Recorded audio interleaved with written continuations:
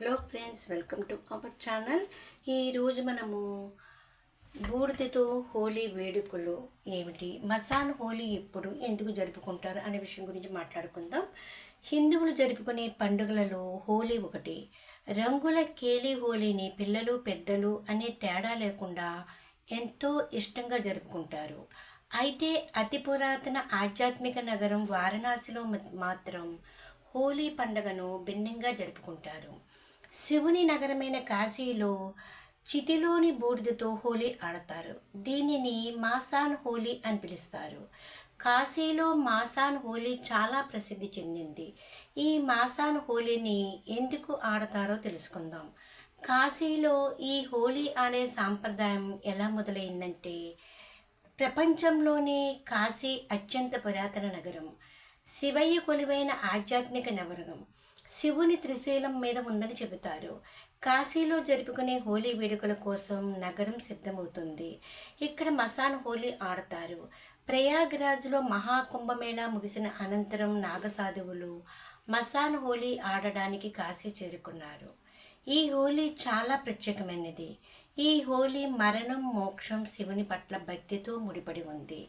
హోలీని ముఖ్యంగా కాశీలోని మణికర్ణికా ఘాట్, హరిశ్చంద్ర ఘాట్ వద్ద ఆడతారు. ఈ రెండు దహన సంస్కార స్థలాలు. సాధువులు, శివభక్తులు శ్మశాన వాటికల్లో మాసాన్ హోలీ ఆడడానికి రెడీ అవుతున్నారు. ఇక్కడ హోలీ వేడుకలను చితి బూడిదతో జరుపుకుంటారు. ఈ సంవత్సరం కాశీలో మసాన్ హోలీ ఎప్పుడు ఆడతారు? మాసాన్లో హోలీ ఆడే సాంప్రదాయం ఎలా మొదలయ్యిందంటే, మాసాన్ హోలీ ఎప్పుడంటే వేద క్యాలెండర్ ప్రకారము ఈ సంవత్సరం రంగుల హోలీ మార్చి 14, 2025 జరుపుకోనున్నారు. అయితే కాశీలో మాసాన్ హోలీని రంగబరి ఏకాదశి తర్వాత రోజు ఆడతారు. ఈ సంవత్సరం రంగబరి ఏకాదశి మార్చి 10న వచ్చింది. దీంతో ఈ సంవత్సరం మసాన్ హోలీ మార్చి 11న జరుపుకోనున్నారు. మసాన్లో హోలీ ఆడే సాంప్రదాయం శివుడికి, శ్మశాన వాటికకు సంబంధించిందని చెబుతారు. హిందూ మత గ్రంథాల్లో శివుడు లయకారుడు, మోక్షాన్నిచ్చే దైవంగా చెప్పబడింది. ఆ శ్మశాన వాటిక నివాసి శివుడు. శివుడికి శ్మశాన వాటిక అంటే చాలా ఇష్టమని నమ్మకము. శివుడు శ్మశాన వాటికలో నృత్యం చేస్తూ తన అనుచరులతో హోలీ ఆడతాడు. రంగబరి ఏకాదశి రోజుని శివుడు తన అనుచరులతో గులాల్తో హోలీ ఆడాడు. అయితే రాక్షసులు, యక్షులు, గంధర్వులు ఆత్మల కోరిక మేరకు హోలీని రంగబరి ఏకాదశి తరువాత రోజు మాసాన్ హోలీ ఆడతారు. మాసాన్ హోలీ అనేది మరణ పండుగను జరుపుకోవడంతో సమానంగా భావిస్తారు. మనిషి తన భయాన్ని అదుపులో ఉంచుకొని మరణ భయాన్ని విడిచిపెట్టినప్పుడు